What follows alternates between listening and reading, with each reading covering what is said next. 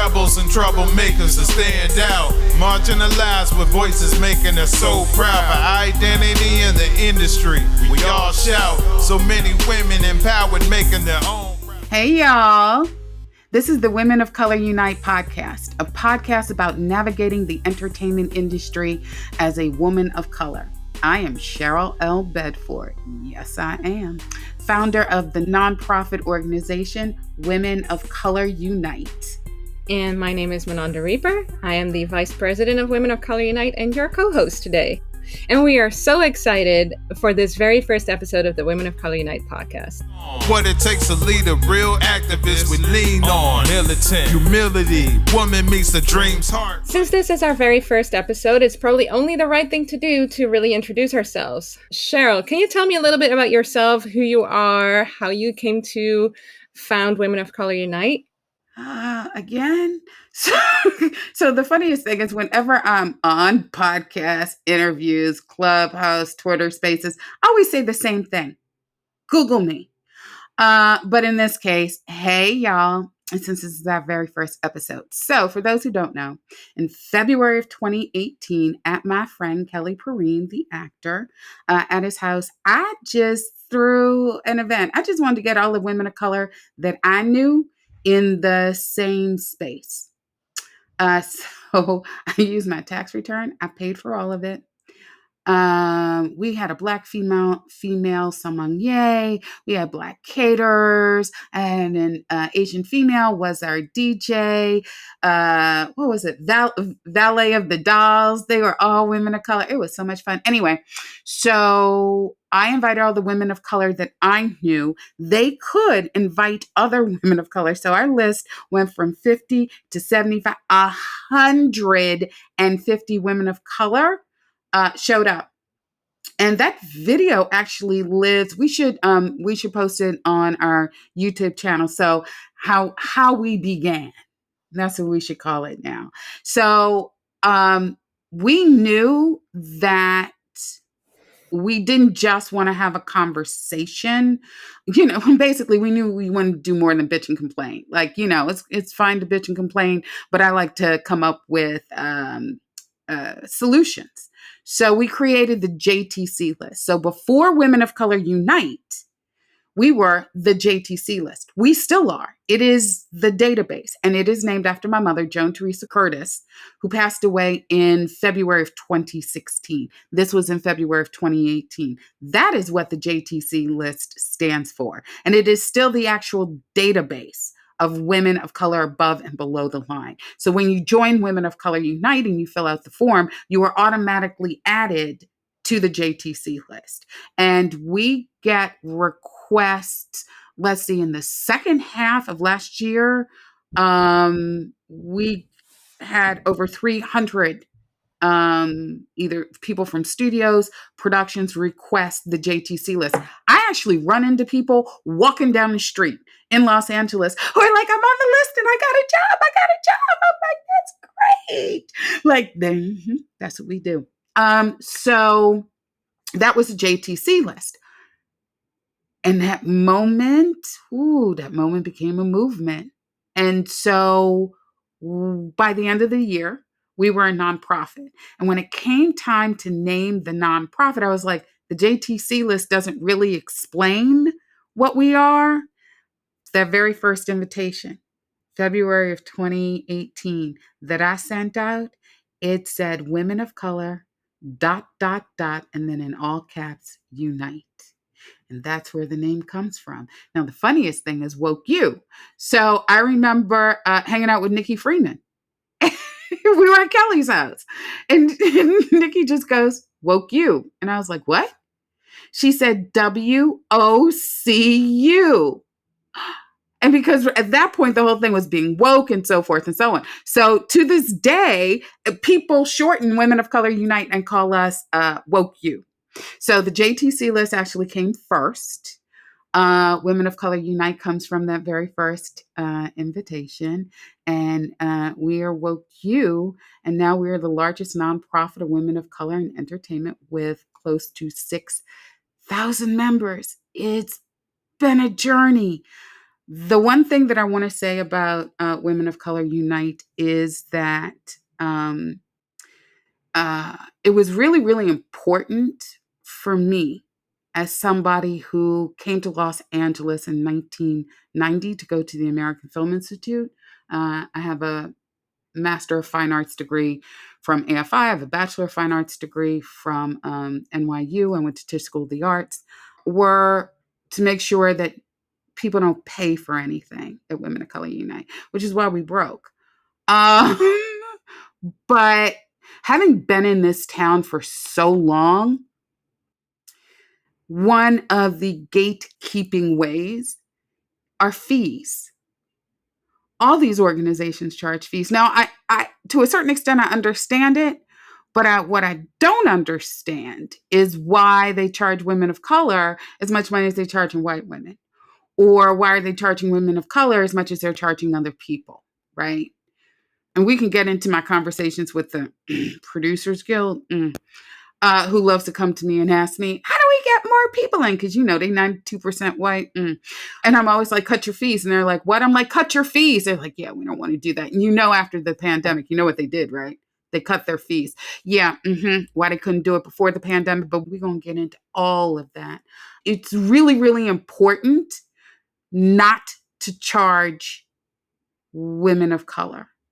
And if you notice, we don't charge for anything we do. We don't charge for an event.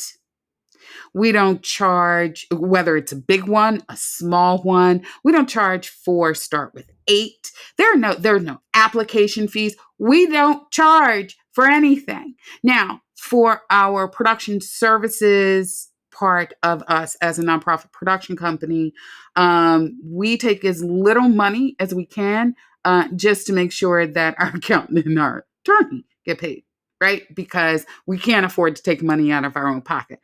But mind you, we don't make any money off of that. And we figured out a statistical threshold for it. So that is how we differ.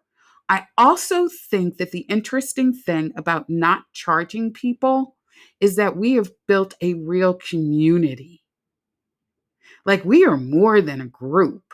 We are a community. We're on our own app, and there's an entire chat of thousands of women. I've never seen anything like that before in my life. Where we're just like, how's your day going? Let's get together. I'm going to be here. Anybody want to meet? Like, that is a community. And that is what I am really, really proud of, is that women of color no longer feel alone. I remember at our very first event, that February of 2018, there was a Black woman there, and she's a producer. And she was like, I thought I knew all the Black people in this industry, like all the Black women in this industry. And she looks around the room and goes, guess not, let alone Latinx and Asian. Like, it was literally not everybody. It was a body. Like, it was a body. So, that is how Women of Color Unite is different. And it's one of the things that I'm most proud of. It would be really nice to get a major sponsor, because up till now, it's $60,000 out of my own pocket, between loans and credit cards and all of that. Every time I tell this story, the first time I told it was like 20,000. It was like 40,000. Now we're up to 60,000, and WOCU can't afford to pay me back. So it would really be nice to one day get one of those, $1 million sponsors. The Gates Foundation, if you're out there listening, what is it? Jeff Bezos' ex-wife. Like, if y'all out there listening, yeah. So there's that. But anyway. No, I went on a little long, but No, that's okay. I mean, I'm also thinking about my first time attending a WOCU event, which was the first gala, the first anniversary. And I had been working in the industry sort of on the outskirts. So just to kind of quickly tell people, I am not American. I don't live in the United States. I used to for a little bit. but made my exit around the, sometime into the pandemic. I was born and raised in the Netherlands and lived in Australia for a handful of years, then lived in Texas for a little bit, then lived in the Caribbean on a sailboat for a while. So also probably every episode I'm going to be in a different location. Right now I'm in Los Angeles, but there will be an episode that I'm in the Caribbean. I'll probably be in Europe for a little bit. So I am kind of the floating podcaster, quite literally, actually. But My yes, pirate. so I call you my yes. And so I was running a film magazine at the time called Film Inquiry, and which I founded in 2014. And I was living in Australia. I had found my way into the industry, actually always wanted to be a filmmaker, and was working with other feminist groups in the industry. And then I met Cheryl and learned about WOCU and went to the first gala. And I was like, holy shit, like, look at all these glorious women of color. I think there were like 400 people there, and it was just amazing. And it felt like a coming home. Truly, like from the bottom of my heart, I had not ever probably experienced something like that in my life. And it was very special. And especially after some things went down with the organization that I was working with at the time, which I'm sure we'll cover at some point. Cheryl and I really bonded after something happened at Sundance of 2019. And we got closer and closer. And at some point, after kind of processing everything that happened at the time, I became more involved with WOCU and then decided to become involved as a business development strategist. And I've kind of been involved on all sides of WOCU at this point, except events, because I'm not ever in one place. So I can't really be involved with the events. But online events, though, I do help with the online events. Yes, you do. And now I've been working as our vice president, sort of helping a little bit here and there with everything. So I'm a horror filmmaker, horror, genre, sci-fi, etc. I hope I'll be in sci-fi at some point. That's my goal. I'm a writer, director. I'm aspiring to be a producer. And yeah, so that's kind of where I am and how we met. Hey, Manon, while we backtrack slightly, so yeah, let's just, so that other organization that WOCU tried to partner with very early on. So people will hear me say this for the most part. I don't, and I'm about to start cursing. I don't fuck with most white female run nonprofits. And there is actually now a report that came out of the UK, which explains it in statistical terms, why they never work. Why they never work for those most pushed to the margins. They never work for those women of color, those with disability. Like they don't work. And it's because of the fact that I just really don't think that they have the capacity to truly understand, because they don't understand that you cannot separate womanhood and Blackness. I mean, I'm sure we've all heard white women who are feminists say things like, oh, we're in this together, so forth and so on, all for womanhood, but you cannot separate my Blackness from my womanhood. It's impossible. Just like you can't separate me being dark-skinned from my womanhood, or somebody with a disabilities from their womanhood. So that shit don't work, right? But let's talk about it. So we had tried partnering with said group, and if people are wondering why, Manon and I are going back and forth on, there's one thing to bring smoke. There's another thing to give people a platform. So we're actually, for those listening, debating on going back and forth and when we're going to tell. What I can say is that you can find it online. That is what I can say. So, but anyway, when we did try partnering, that organization, few people came to my birthday party. And the very next day, so it's at a pool. It is at Kelly's house. It is dark. It is by the pool. Manon, I see Manon. I'm nice to her, but She just looks like another white woman to me. I said what I said, right? So the next day, we go to have brunch, and you get there first. I'm sitting down, and Manon walks by me, and this is not a joke. When she walked by me, her ass went right by my face, and I said out loud, "Oh, you black." It's not a joke. My booty. Her booty gave it away. Her booty gave it away. And when she sat down, and now it's, it's during the day, I can actually see her. I hadn't consumed as much alcohol as I had at my birthday party. Let's just be honest, right? And I was like, "Oh, you're," and she's like, "Yeah, biracial." And I was like, "Oh," but let me just say, that ass walked by. I was like, "Oh, this girl black. Okay." And she actually said, "How did you know?" And I was like, "Your ass gave it away." Honestly, I had not thought that we would bring up my ass in the first episode. But okay, here we are. That is how I identified.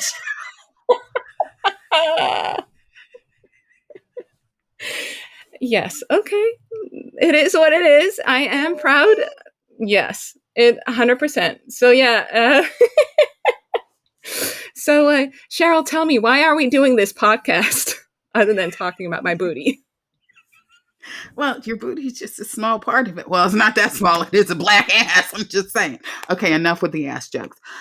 We are doing this podcast. So people have been asking me for years to do a podcast because I talk my shit all the time. Seriously, if you Google me, you will see I have been on multiple podcasts.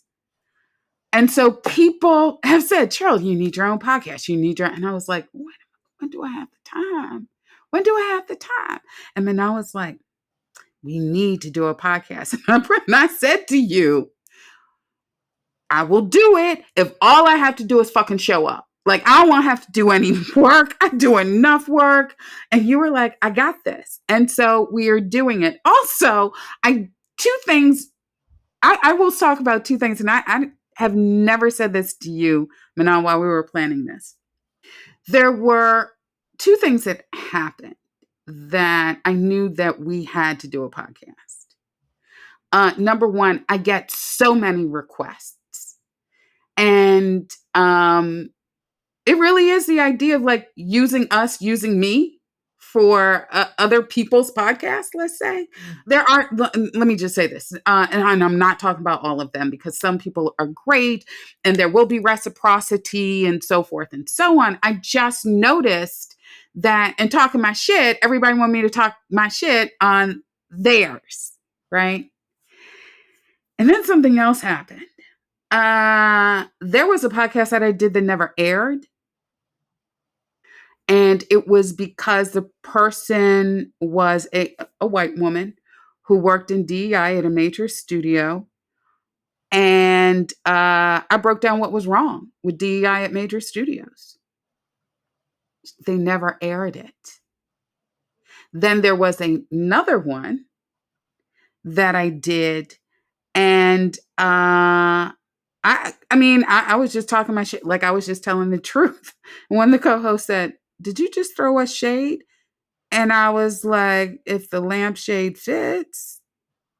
And so there's this idea of having me on your podcast, but editing me, but not taking responsibility for what I actually said to you. Having those things happen to me, I knew it was time for us to do this and just be completely and utterly, just do it on our own and be unfiltered, for good or for bad. For good or for bad. I don't always get it right. I think the reason that we've grown is that people know that I'm willing to apologize. And I think that there is a lot of fear. People call it cancel culture, right? I think that there's a lot of fear. But we've seen people fuck up and then apologize for it and be okay. It's the people don't want to admit that they're wrong. Guess what? We're all wrong at some point. Like, nobody is perfect. So, and I never ask anybody to do anything I'm not willing to do. And people can go back and see it because I didn't hide it. It's on my Twitter feed. Teresa Giacino was our first business development strategist. And we started having people who were assigned male at birth, non-binary, want to join. There was pushback that I got from some of our members. I'm not, and and I did not get it right. There was shit I was asking Teresa, and I'm like, should we? And there's a whole thread where I talk about my journey, right? Because I don't ask anybody to do anything that I'm not willing to do. And I even said on this Twitter thing, you can see Teresa, and I'm like, girls, you had so much patience with me. And she's like, because I knew you wanted to get it right. I knew you wanted to get it right. When we talk about picking out white supremacy, what white male patriarchy from our hearts, our spirits, our soul. Remember, we have to do this every day because we're constantly inundated with it every single day of our lives. I remember that there was a study back in the 1980s. And it said that Black children are hit with 17 negative images a day from the day that they are born. They are told they are ugly, they are stupid, they are worthless 17 times a day from the moment you are born. So picking all of that out takes work every day. And I don't always get it right. But there's two things that my mother, Joan Teresa Card, you'll hear me quote my mother all the time, but there are two very important lessons within this. My mother always said, always admit when you're wrong. She said, because when you don't admit that you're wrong, it's not like the world doesn't know that you're fucking wrong. Yeah, my mother did curse. My mother cursed out nuns for me. Let me just say something, going to Catholic school 12 years. She said, though, it's not like the world doesn't know you're wrong. So you are literally handing over your power to other people, right? Because you're not admitting that you were wrong. So people can't trust you, right? They know that you will lie because you can't admit that you're wrong. So you are literally handing over your power to other people. She said, never hand over your power to other people. Always admit that you're wrong and always own up to it. And understand, though you can apologize, you have to do something to make up for it. And the person who you have harmed doesn't have to forgive you. But if you do the best you can, you maintain your power. You're not handing it over to somebody else. And then there's the other thing. When you apologize, mean it. Actions behind it. What are you going to do to say, hey, I fucked up. And now there has to be an action behind it. Right? You can't just go, sorry about that. Okay, so but what are you going to do? Right? And so for us, right, it was talking to Teresa, anything that had to do with the LGBTQIA plus community, talking to people within that community. Now we have a trans activist. We have Nnani, who taught me I tell people all the time, I learned at the knee of Nnani, okay? When it comes to trans, we're always learning. We're always learning. And here's the thing, I'm excited to learn, but it doesn't mean that I'm not going to fuck up and get it wrong. I just will apologize and do whatever I can within my power to make it up. That's it. And I think our very strongly shared goal in this as well is to never do violence upon other people. And that is something we're very, very passionate about, but it does mean that we have to keep learning every day. And also in terms of this podcast, I think what you'll see is that we'll have conversations ranging in topics, obviously, but we'll also occasionally have experts on, like Nnani, or our Dr. Akosua Lisane will join us at some point as well, who speaks a lot on colorism. So we will cover a range of topics. For now, let's dive into this week's main topic, because the strike has been a lot so far. also wanted to say is that we're going to be focusing today on what the strike will mean for non-union members specifically. There's a lot of resources out there for WGA members, but we wanted to specifically touch on what it means for non-WGA members, non-union members who are also women of color or women identifying people. So yeah, let's talk about that. And non-binary, because we And non-binary, sorry, of course. We got everybody. So Cheryl, how has the strike impacted you so far? Are you a member of a union? I'm not a member of any union. I'm not a member of any union. I'm not a member of any guild.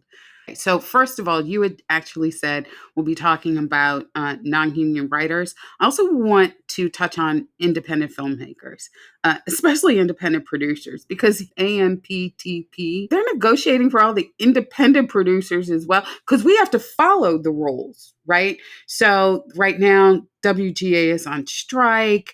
DGA and SAG, their contracts are up on the 30th of June. Whatever it is they come up with, independent producers have to follow it. I'm like, why are we not in that room? Now, I know we're not in that room because of the fact that we want the same shit. Data. It's the analytics. Again, I tweeted out about Dark Girls. You know, after this podcast, people are going to be going through my tweets.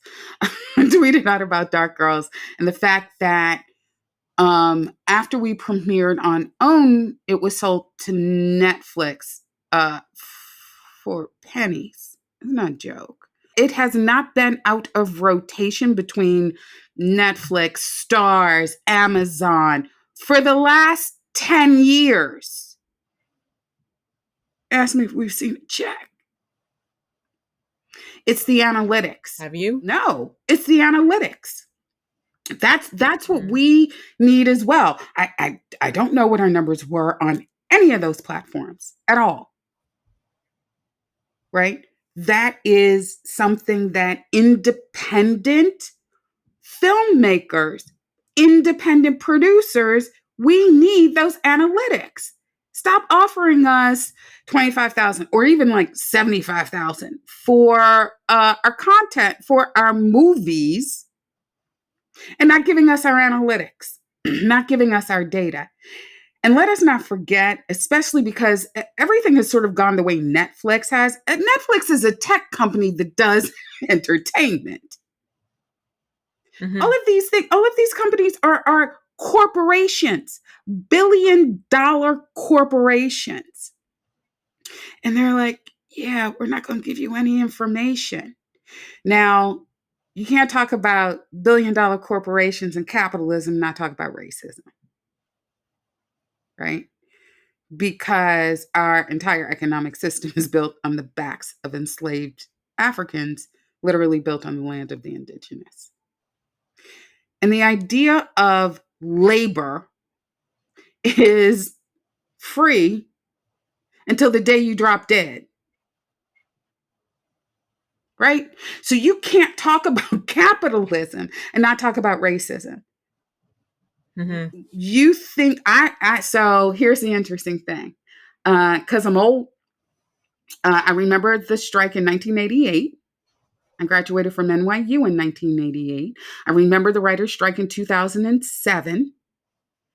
So it's interesting because on Twitter, you see everybody talking about the rise of unscripted reality. And they're like, in 2007, no. It started in 1988.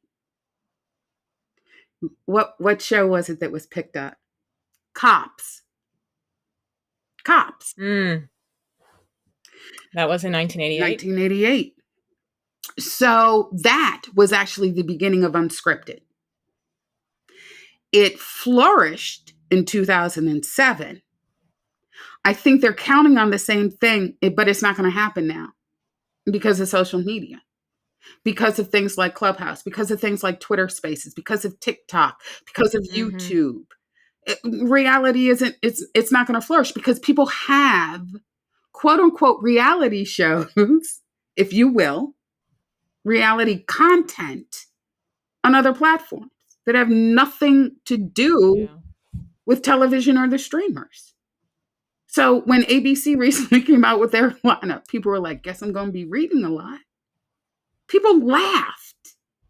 It's a different time. Mm-hmm. It's a different time. It's a different age. It's all of that is very, very different. How has it impacted me? Or do you want to talk about how it's impacted WOCU? So for me, Both. for me, currently I'm working on a commercial. So it hasn't yet, but it absolutely will. And how has it impacted me? I want everybody to get their analytics. I want the DGA, the WGA, SAG. We need analytics. And also we need to stop AI in its tracks, because AI is only as good as those who are programming it and they're not look like us.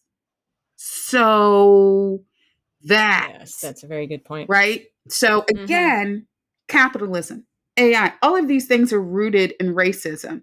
And a lot of the things that the WGA are fighting against, like the mini rooms, anybody notice the difference in the strike in 2007 and the strike now? Anybody? How many Black Latinx? I just saw Bhavani Rao and Bhavani and Iram post about South Asian.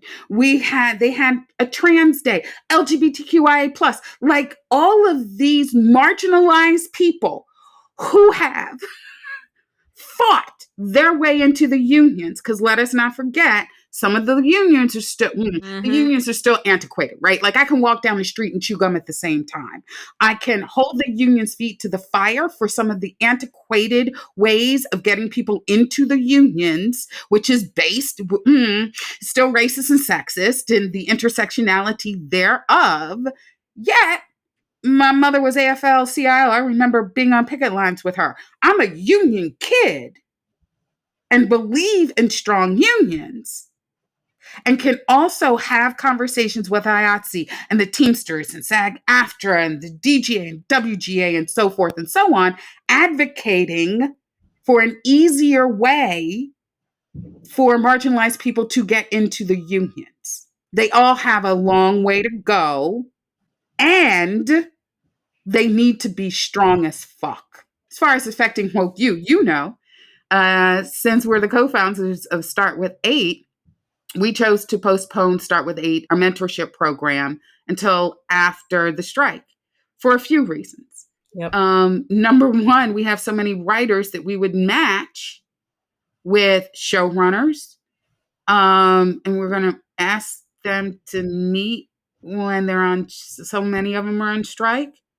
We've matched writers and showrunners with executives, which those meetings can't happen. I did have somebody who told me, they're like, yeah, so my mentor who works at his studio asked me for my script. And I was like, no. So that's the other thing. We can't let the studios do an end run round to meet with people through us. Like we can't be used that way. So it was a tough decision to make because we've had so much success with Start With 8. Yeah. Like there's actually quite a few mentees that have become WGA members as a direct result of their participation in Start With 8. So it is unfortunate, but it was the only choice for us to postpone it for now. Yes. Yeah. All of that, because I'm still a union kid. Like I believe in really, really strong unions, and this country is pretty much gutted or tried to gut so many of the unions.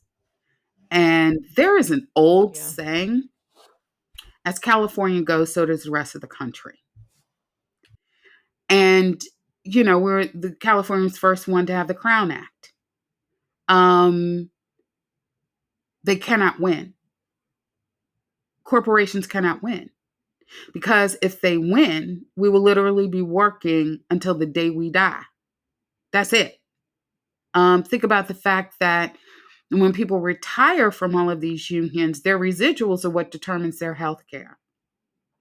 They have to make X amount of money a year to get health care. Well, if they're not getting the residuals, they lose their health care.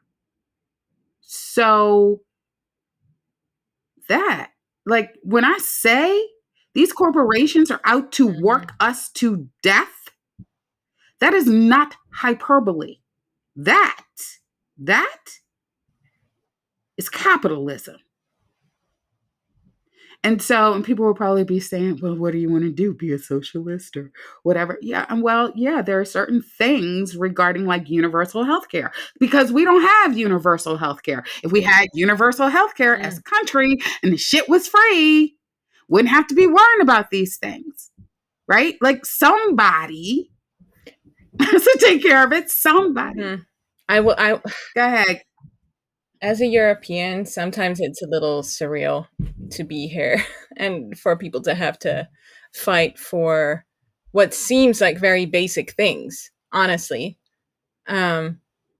these things should not be up for debate at all. Like they should be, they're basic human rights essentially for a lot of the things that are, so hard to get by, like health insurance, right? So it's true. And I used to wait. So I Real think quick, I do want to tell you, even though I don't belong to a union or a guild, I have done union projects. I got waivers under the DGA. And the reason I didn't join the DGA at that point in time was because by the time I had enough quote unquote days to join, I was well into my 40s because of what they would accept. And I was well into my 40s and I was pretty much a line producer by that point. And I was like, yeah, no. Even though I have friends who are on the African American Steering Committee at the DGA, and a lot of my friends are in the DGA. Yeah, I was like, nah, bruh, because also, and then it has to do with, what area you can work in. And if it's over X amount, you can't work in that area because it goes to the people who were on the list first, and so forth and so on. And that's racist. Let us be very, very fucking clear, DGA. But I have gotten residuals that have stopped as soon as stuff went to streaming. Because I was under the DGA contract. Even though I wasn't DGA, I got the waiver and I would receive residuals. I don't remember the last residual check I got. Part of the reason I think that we chose for you and me to host this is because we have very different perspectives and very different experiences so far. For me, obviously, I am much more recent, first of all, in this country, also in this industry. And so for me, this is the first strike I'm experiencing personally. And obviously, I am not a union member yet, hopefully in the future. And so I am working on my first feature film, which I have written, which I hope to direct, at some point. And obviously, I'm also kind of worried about like how this is going to impact my film.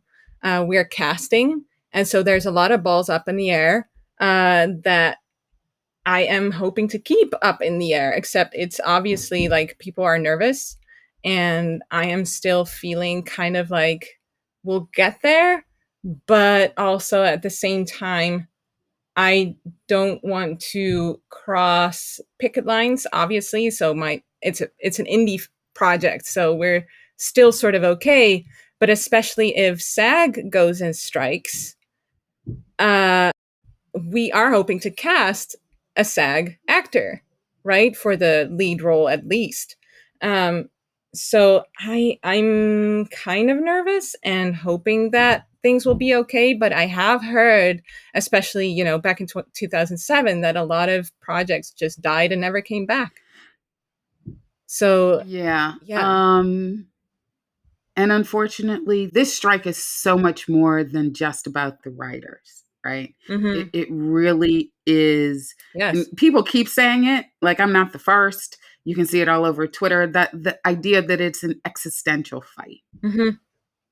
Because we really are talking about like I said, data and analytics and AI, it's so much bigger. I really do think that there is a possibility that this strike lasts a year. I honestly do. Six months to a year. I tell people this all the time. When we talk about things like the Montgomery boycott, people forget that bust, that lasted over a year. Like, there are a lot of fights in this country that within our own history that we don't realize how long it actually took. And because of that, and because of right here and right now, no, anybody, like, if you look back on the 2007 strike, you didn't see people doing the electric slide outside of, what were they doing it the other day? Was it outside of Disney or wherever the Black writers were at that? I think it was Disney. They were doing the electric slide. I don't remember anybody. I sure as hell don't remember anybody in 1988 doing the electric slide, right? Or 2007. So I really do believe it's one of those moments in history. You're working on Detain Me. I'm working on Vote Love. I love both projects. You know this. But there does come a time where one has to sacrifice. I don't want it to be Detain Me. I don't want it to be Vote Love. And I'll talk about Vote Love, which is an interracial lesbian rom-com, which I really, really love. Like, it's such a sweet story. I don't want it to go away. I don't want to sacrifice it. But within all movements, things are sacrificed, unfortunately, right? Because that is what happens. And I really do think about, when I talk about my mother being an activist, she marched with her two older brothers, my Uncle Thomas, and my Uncle Tony. My Uncle Tony has since passed away. My Uncle Thomas was the oldest. And they were arrested during the civil rights movement. My grandparents put up their house. Now, my grandparents had 5 children, and they put up their house so their sons wouldn't have to spend the night in jail. Juanita Jackson Mitchell, the civil rights attorney, that is who they call. She said, you got to put up your house. There comes those moments in time. For me, I think about the fact that this is nothing to a certain extent, right? When we think about things like the civil rights movement, when we think about things like the war in Vietnam, when we think about those moments in history, and people will be like, yeah, this is just the writer's strike. No, this is more than the writer's strike. This is putting everybody on a plantation, as far as I'm concerned, right? Where you don't get to know shit. Well, they just dole out whatever shit that they want. You don't get any health care. You don't get no goddamn benefits, and you work until you drop dead. That's a motherfucking plantation. Like, tell me, come on. And do you feel like, I mean, it obviously, if you look at the numbers of inclusion of people of color, LGBTQIA plus people over the past 10 years or so, to me, it doesn't feel like a coincidence that, this is what is happening now, that on average pay has gone down in the last 10 years, that promotions are, less common, harder to come by, etc., since people of color have become a bigger part of the unions. And also maybe why the strike is more fun. It is now. Absolutely more fun. It is. Right? Look, it is absolutely more fun, because there is this idea that we should just be glad to be in the room. I'm not glad to be in the room if you paying me peanuts. Like, I'm not glad to be in that motherfucking room. Like, stop. But there is this idea. It's kind of like when studios and DEI and people call me to pick my brain. Which happens a lot, by the way, all the time. It happens all the time. They don't donate shit, or if they do, it's like $5,000, right? But they call me, they pick my motherfucking brain. It's like, I'm supposed to be happy. that these people are blowing up my fucking phone? That we are being heard. Really? Like, I'm just supposed to be happy that you will lower yourself to talk to me, or that you'll pick up the phone. I have actually had people, when I have started cursing them out, be like, but we can't have a conversation. I'm like, you called me. You called me. So you gonna get whatever smoke because you called me. I didn't call you. So let me see if I got this right. You call me to pick my brain or to say some stupid ass shit or something like that, and I'm supposed to just give you grace? Nah. Like, you have had 400 motherfucking years of grace. I don't have to do shit. You called me. Like, but I'm just supposed to be glad that some executive at some goddamn studio is like, hey, Cheryl, hi. Yeah, what you want? What you want? And I'll say it just like that, too. Like, respectability politics, that has never been my thing. I don't give a fuck. I don't care. Like, but there is this idea that we just supposed to be happy to be in the room. That sounds very much like yes, master to me. I'm not happy to be in the room. This idea of doling out a little bit and a little bit here and a little bit there. Fuck your crumbs. I want the whole goddamn pie. Fuck your crumbs. Fuck you and fuck your crumbs. Right? So yes, there is this idea that somehow marginalized people, and let's be very clear. When I use the term marginalized people, I mean people who have been pushed to the margins. It's not like we woke up one day and went, hey, we marginalized. No, I was born a Black woman. You, society, pushed me to the margins. It's not like I was born in I'm just a middle-class Black girl from Baltimore, right?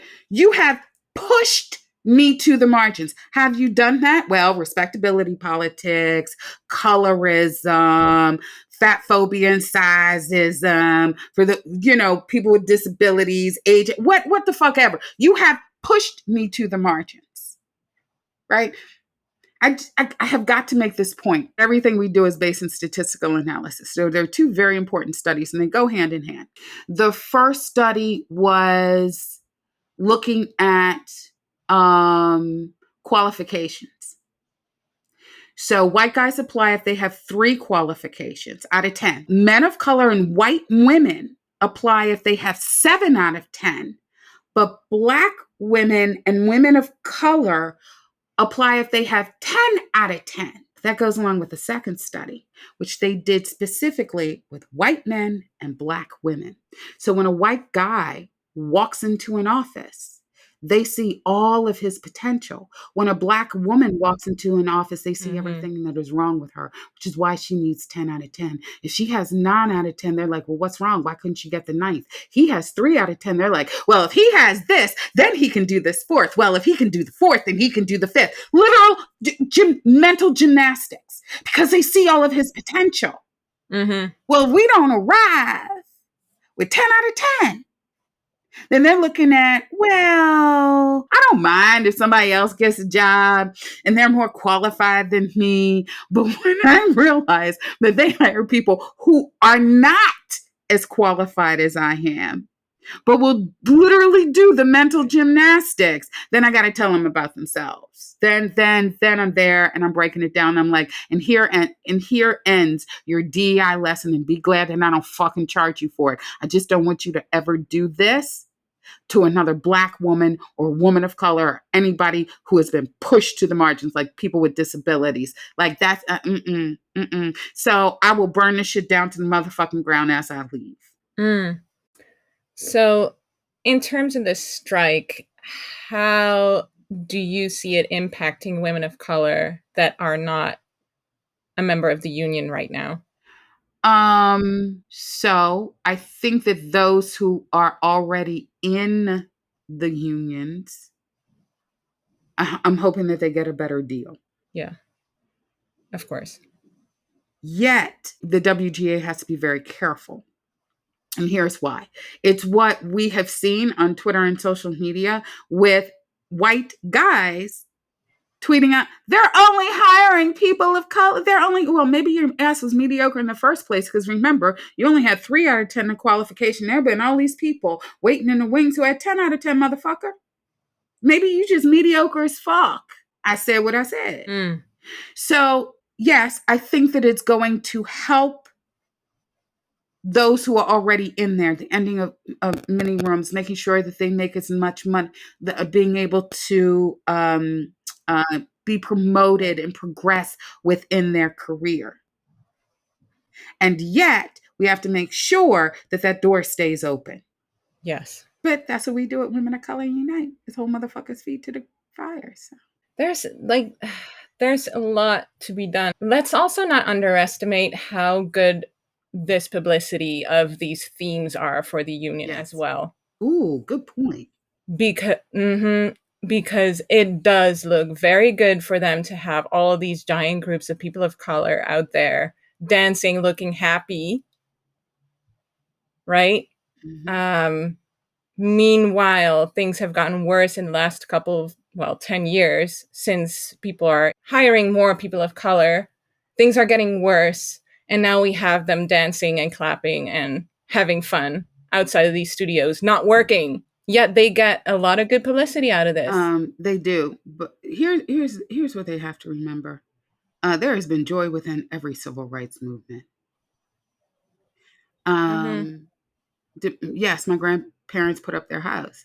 I also have heard all the stories, the singing, like, we shall overcome.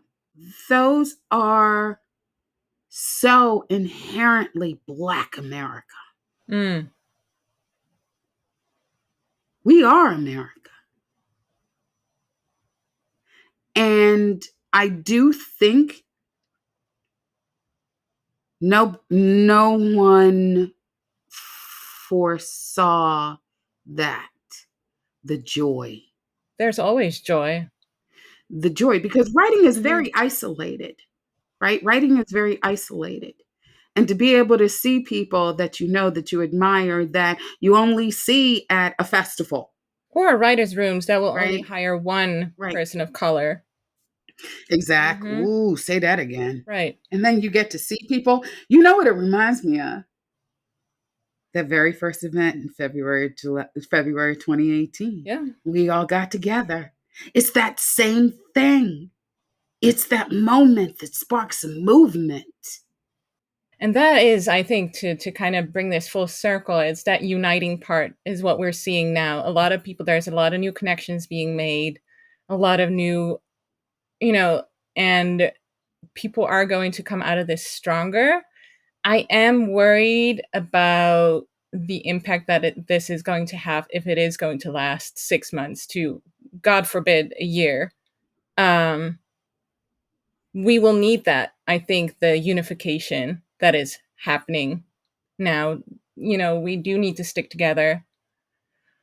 And yeah, I'm curious to see how things are going to develop. I really hope if it lasts that long, because we know the devastating effect on Los Angeles County and the state of California.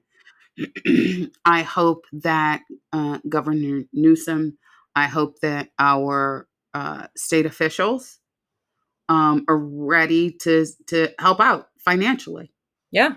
California, I don't know if it still does, but for many, many, many years, California put out more money in federal taxes than we got back for infrastructure. Like we were a state that supported a lot of red states. And so with President Biden recently remarking on it, I hope they're ready, that the federal government and state of California is ready to open up their pockets. These are our tax dollars. Let's get some of that shit back. These writers pay taxes. It's that time. It's that moment. So that is what I am hoping. It will be devastating for the county of Los Angeles and the state of California. It will be. The estimate is what? $2 billion lost in 100 days in 2007. I have friends who are waiters right now. Mhm. Nobody is coming into the restaurants. No, well, yeah. I have seen that. No, nobody's going out. I have seen that. Yeah, Bricks and Scones in Larchmont, where usually all the writers are, is empty. Because people are striking and they're not spending money, which I guess is, what people probably should be considering at this point. But we will continue to keep busy. So let's see. I dropped off stuff for our Latinx members that were striking at Universal. And then I dropped off stuff for the Black writers when they were in front of Paramount. Our members have started donating. That money will go directly to us dropping stuff off, right? Like, we won't have a lot, but we will continue to support our members. We will continue to support the strike. It's the right thing to do. It's the right thing to do. My grandmother, my mother's mother, had a saying. It was just, right is right. Yes. And that is it. And on that note, Right is right. We will include some resources for WGA members as well as non-union people to consider, how to navigate this strike and how to, I guess, make the most of this time. But yes, thank you, Cheryl. You're welcome. Woo, talking my shit. I'm thirsty. I'm thirsty from talking my shit. I know. If you're a premium subscriber, hang around for our bonus segment. And otherwise, thank you all for listening. Please stay tuned and join us for the next episode of the Women of Color Unite podcast, because we telling it like it is. The Women of Color Unite podcast is produced by Nalonni, Madden, and Sameena, Mustafa, and edited by Lauren Bonett and Nwabata, Nnani. Outro music by Oh Yeah featuring Nayuta. If you want to submit questions or responses to this episode, either written or a voice note, you can send them to podcast@woceunite.com. That's WOCunite.com. Find the show notes and transcripts for this podcast on our website, WOCunite.org, where you can also learn more about Women of Color Unite and sign up to become a member for free if you haven't yet, or sign up for our monthly newsletter. Please consider making a tax-deductible donation. Donations are what enable us to create amazing programs like our #StartWithA Career Development Program. Follow us on social media at WOCU Podcast. Follow Women of Color Unite at the JTC list. Follow me at Manon de Reeper and Cheryl at CLBP_Cheryl. Subscribe to Women of Color Unite podcast to never miss an episode. Video versions of our podcast and bonus segments are available for our premium subscribers.